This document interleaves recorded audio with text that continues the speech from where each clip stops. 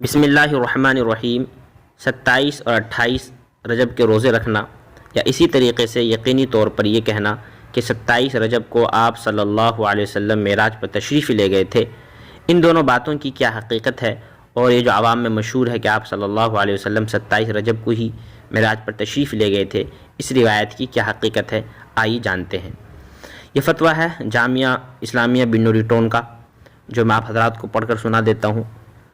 اور اس سے پہلے کہ میں آپ حضرات کو پڑھ کر سناؤں اس کا خلاصہ بتا دیتا ہوں کہ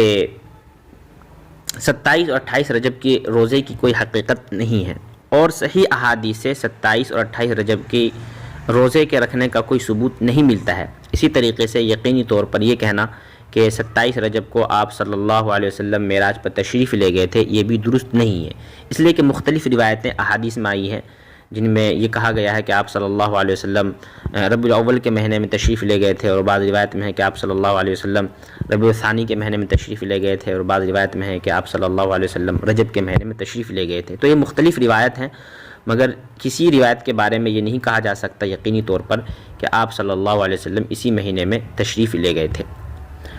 تو یہ جامعہ علوم اسلامیہ بن نوری ٹون کا فتویٰ ہے، سن لیجیے۔ رجب کا مہینہ حرمت والے مہینوں میں سے ہے، ان مہینوں میں عبادت کا ثواب زیادہ ہے، البتہ رجب کے مہینے میں تخصیص کے ساتھ کسی دن روزہ رکھنا یا کوئی مخصوص قسم کی تسبیحات صحیح احادیث سے ثابت نہیں ہے، لہٰذا 27 رجب کو تخصیص کے ساتھ روزے رکھنے اور اس رات شب بیدار رہ کر مخصوص عبادت کرنے، مثلا نوافل وغیرہ کا اہتمام کرنا، یہ درست نہیں ہے۔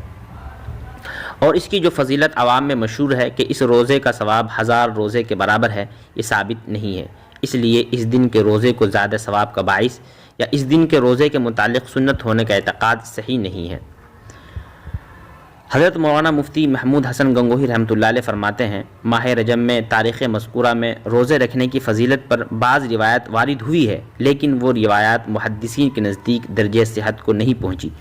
شیخ عبدالحق محدث دہلوی رحمۃ اللہ علیہ نے ما ثبت بالسنہ میں ذکر کیا ہے، بعض بہت ضعیف ہیں اور بعض موضوع من گھڑت ہیں۔ حضرت مولانا مفتی محمود حسن گنگوہی رحمۃ اللہ علیہ ایک سوال کے جواب میں فرماتے ہیں،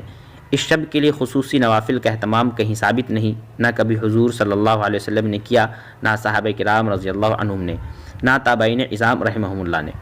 لہذا اس مہینے میں تخصیص کے ساتھ کسی عبادت کو ضروری سمجھنا درست نہیں ہے۔ ہاں، تخصیص اور التزام کے بغیر جس قدر ہو سکے اس پورے مہینے میں عبادت کا زیادہ اہتمام کرنا چاہیے۔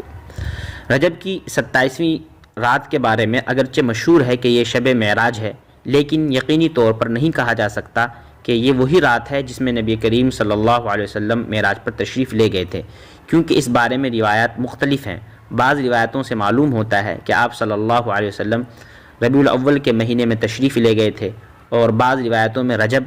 بعض میں ربیع الثانی، بعض میں رمضان اور بعض میں شوال کا مہینہ بیان کیا گیا ہے۔ اس لیے پورے یقین کے ساتھ نہیں کہا جا سکتا کہ کون سی رات صحیح معنی میں معراج کی رات تھی۔ اگر یہ کوئی مخصوص رات ہوتی اور اس کے بارے میں خاص احکام ہوتے تو اس کی تاریخ اور مہینے محفوظ رکھنے کا اہتمام کیا جاتا، جبکہ شب معراج کی تاریخ قطعی طور پر محفوظ نہیں ہے۔